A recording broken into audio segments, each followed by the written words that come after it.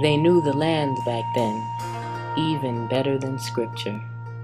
Sassafras bark, dandelion leaf, red raspberry, made the journeys from backwoods to the kitchens, into pots and jars and vinegars. Seeds crushed, greens washed, bark boiled. Our grandmothers knew. My name is Mariah Dessa Ekere Tallie, and I got into herbs because I have 2 children. What do we put in there? Smell it. Lavender. Yeah, lavender. And what else? What does it smell like? Something you don't like to put in your mouth. Peppermint. Yes, and what were you just going to say? Tea tree. Exactly, those are the oils we put in there. So when I had my first daughter, I was in Belgium. And in Belgium, a lot of the what we call alternative medicine is paid for by insurance. So my daughter had some issues with her belly, and we were able to go to a homeopath. When I had my second daughter, I moved to New York.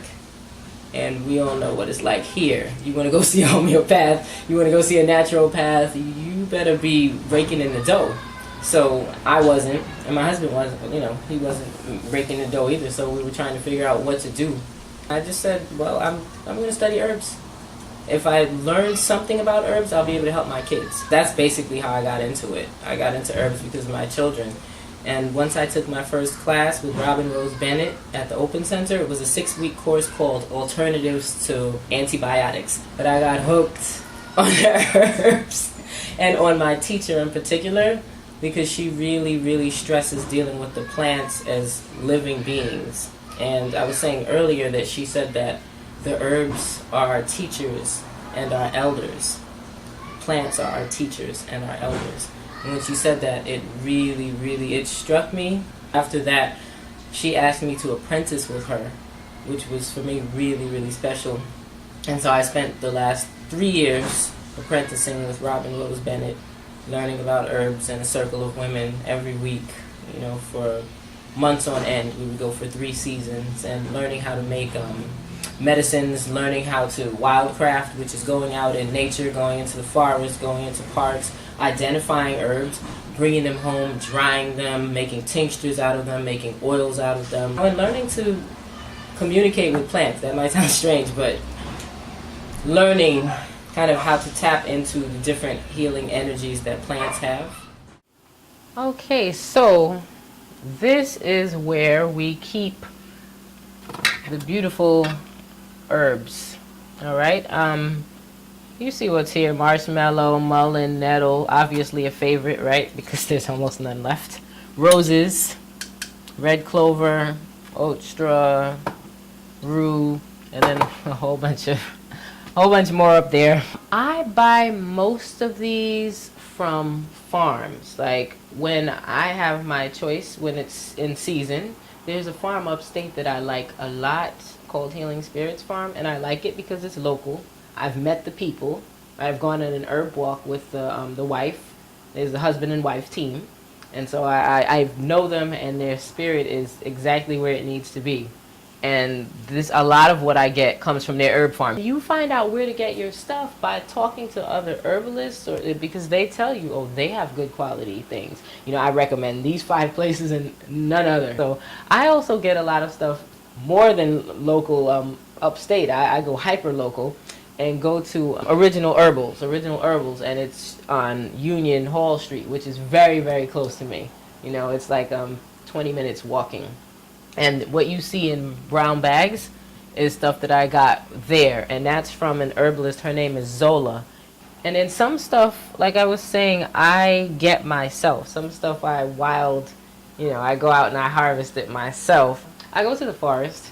I go to local. We have like forests in New York, right? So you go to the park, like Cunningham Park or Forest Park or something like that, and you'll see other folks doing this too, digging up dandelion root, digging up some burdock root, collecting sassafras leaves. Sassafras is another one of my favorite herbs, and the root was used to make root beer back in the day, and they used the leaves to make gumbo actually, Yeah, it has an incredible flavor, and it's good for the blood, and it's very tasty. I love sassafras. Just being around plants is healing. Let me start there. I've had times when I've been insanely stressed about something. Just upset.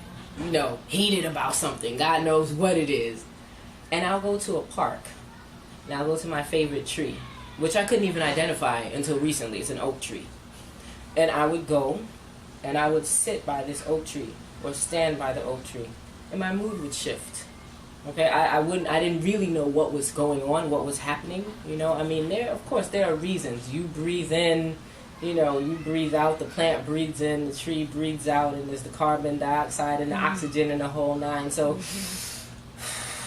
it's helping me to cleanse, but in the process of cleansing my body, I find my mind and my spirit are also cleansed. And if I go to some roses, right, I go and hang out around some roses or a rose bush, I might come out, smiling, giggling, thinking a little bit differently, still feeling strong, but in another kind of way. So every plant has its gifts. Every plant has its gifts. And what my teacher taught me, and I find is true, is the more time we spend with those plants, not in dried form per se, but the more time we spend with the plants themselves. And however you get it, you're going to get it anyway if you're open to it, right? You start to feel the different energies of the plants, right? You really start to feel them. If you go where they are, you go where they live, you will start to get into the energies of the plants. A lot of us live in these concrete jungles straight up where we don't think there's anything. There's probably something growing in the cracks of the sidewalk that could heal you. That's something else that's incredible to me that I've learned. But when you don't see that, even in dry form, the plants can really, really communicate with you. If you spend enough time, you sip something, you stay quiet with it. How do you feel? You feel cool, you feel hot, you feel open, you feel more meditative. What's happening with you when you're drinking that? So the plants will communicate if we're open-hearted.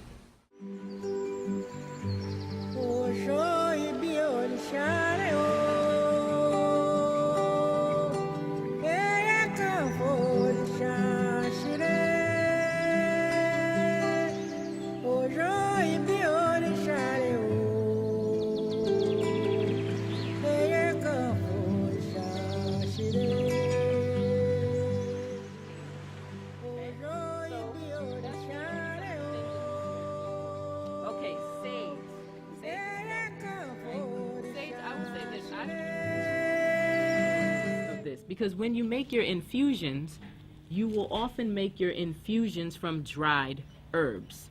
And so the interaction with the energy of the herb starts straight away. I was teaching the course because I got a grant to work on a project called Osein's Children. And in Osein's Children, I interview herbalists of African descent. And so part of the grant is to make sure that you have a community component to your project. And so I was like, yeah, that's perfect.